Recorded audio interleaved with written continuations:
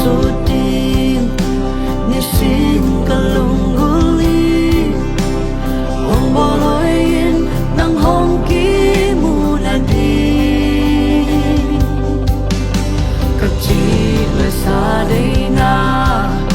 lấy tung đầy na khen pe neo xem in giây su liền xem